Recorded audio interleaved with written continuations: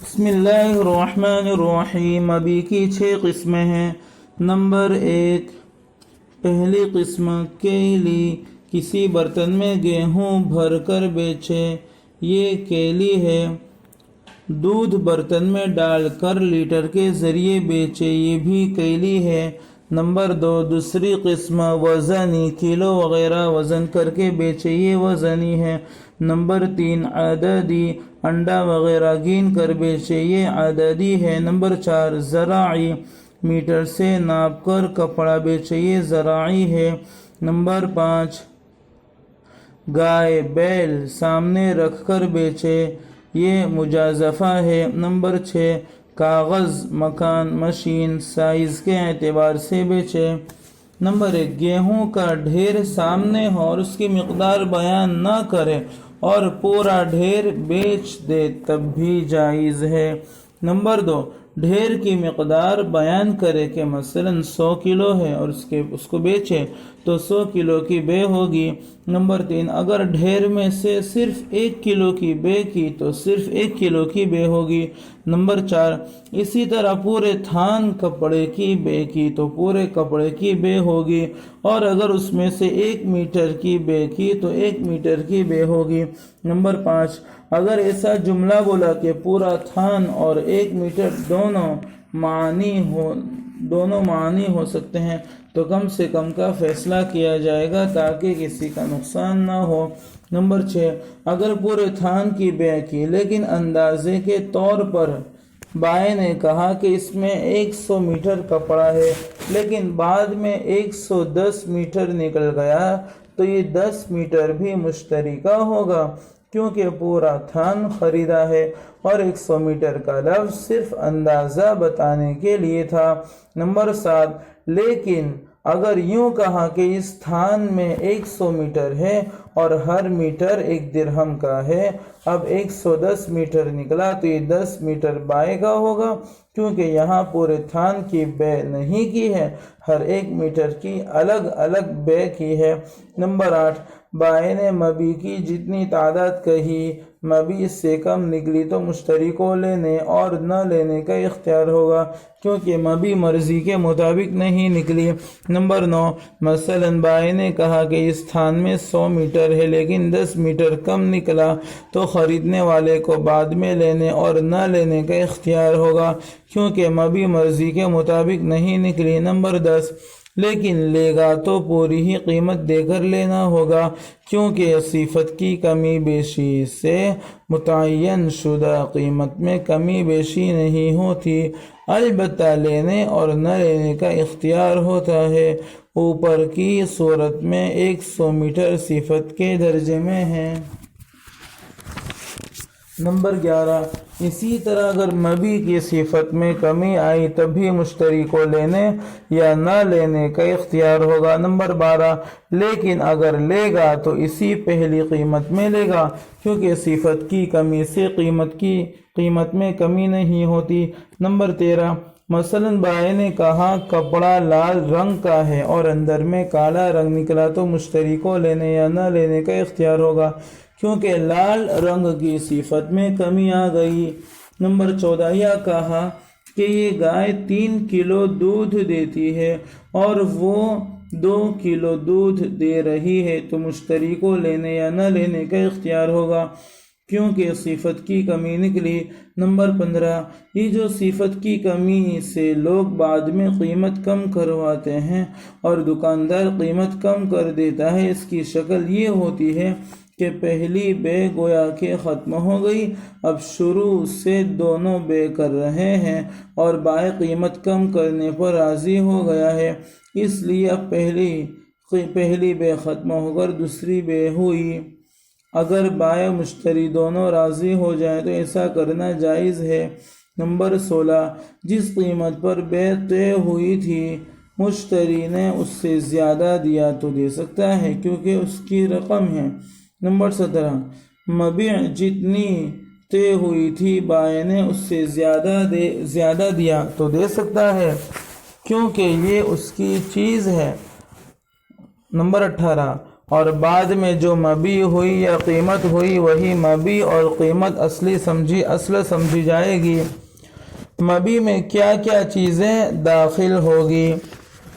Number 1، اگر بے کرتے وقت کسی چیز کو متعین کر دے یا باضابطہ کسی چیز کو نکال دے تب تو وہ چیز نکل جائے گی، لیکن اگر خاموشی اختیار کی تو مندرجہ ذیل چیز داخل ہوگی۔ اصول: قاعدہ یہ ہے کہ مبی کے ساتھ جو چیزیں چپکی ہوئی ہیں مبی میں ان کا نام نہ بھی لے پھر بھی وہ داخل ہوگی۔ نمبر 2، اور جو چیز چپکی ہوئی نہیں ہے وہ داخل نہیں ہوگی، ہاں باضابطہ نام لے کر اس کو داخل کرے تب داخل ہو جائے گی۔ نمبر 3، یا جو چیز ہمیشہ کے لیے مبی کے ساتھ ہو وہ چیز داخل ہوگی، اور جو چیز کچھ دنوں کے لیے وقتی طور پر اس کے ساتھ ہو وہ نام لیے بغیر داخل نہیں ہوگی۔ نمبر 4، گھر خریدا تو اس کے ساتھ جتنی چیزیں چپکی ہوئی ہیں وہ سب داخل ہوگی، مثلا دروازے کے ساتھ چپکا ہوا تالا، دیوار، چھت وغیرہ۔ نمبر 5، جو چیزیں گھر کے ساتھ چپکی ہوئی نہ ہو تو وہ چیز بے میں داخل نہیں ہوگی، مثلا بستر، باکس، فرنیچر وغیرہ۔ ہاں ان سب کی شرط لگا دے گی چیزیں بھی خریدتا ہوں تب یہ چیزیں داخل ہوگی۔ نمبر 6، زمین خریدی تو اس میں لگا ہوا درخت داخل ہوگا کیونکہ یہ ہمیشہ رہنے کے لیے ہے۔ نمبر 7، زمین خریدی تو اس میں فصل داخل نہیں ہوگی کیونکہ یہ 3-4 مہینے تک ہی زمین میں رہتی ہے۔ نمبر 8، اگر درخت خریدا تو پھل اس میں داخل نہیں ہوگا کیونکہ یہ چند دنوں کے لیے درخت پر رہتا ہے۔ ہاں یوں کہا کہ پھل بھی ساتھ خریدتا ہوں تو اب پھل بھی بے میں داخل ہوگا۔ نمبر 9، اگر درخت خریدا اور پھل نہیں خریدا تو بائع سے یہ کہا جائے گا کہ پھل کاٹ لو تاکہ یہ پھل دوسرے کے درخت سے فائدہ نہ اٹھائے۔ نمبر 10، اگر درخت پر پھل رکھنے کی شرط لگا دی تو بے فاسد ہو جائے گی کیونکہ دوسرے کے درخت سے رس چوسنے کی شرط لگائی ہے جو فاسد شرط ہے۔